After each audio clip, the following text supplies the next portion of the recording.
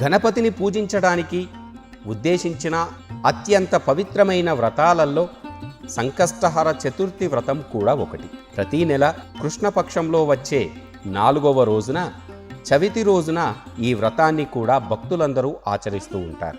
ఈ రోజున వినాయకుడికి ప్రత్యేక పూజలను కూడా జరుపుకుంటూ ఉంటారు భక్తులు.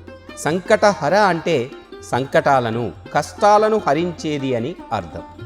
ప్రతీ నెల సంకష్టహర చతుర్థి వచ్చినా అది మంగళవారం నాడు సంకష్ట చతుర్థి వస్తే దానినే అంగారక సంకష్టహర చతుర్థి అని పిలుచుకోవాలి.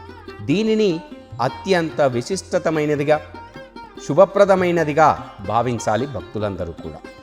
మంగళవారం రోజున వచ్చే ఈ చతుర్థి రోజున వినాయకుణ్ణి పూజిస్తే అడ్డంకులన్నీ కూడా తొలగిపోతాయి, సంపద కలుగుతుంది, కోరికలన్నీ కూడా నెరవేరుతాయి.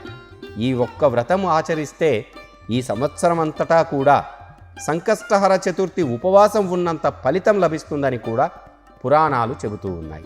ఇది ఆ వినాయకుడికి ఆశీర్వాదాలను, అంగారకుడి కుజుడి యొక్క శక్తిని ఏకం చేస్తుంది. కాబట్టి ఈ రోజున భక్తులందరూ భక్తి శ్రద్ధలతో వినాయకుణ్ణి పూజించుకోవాలి.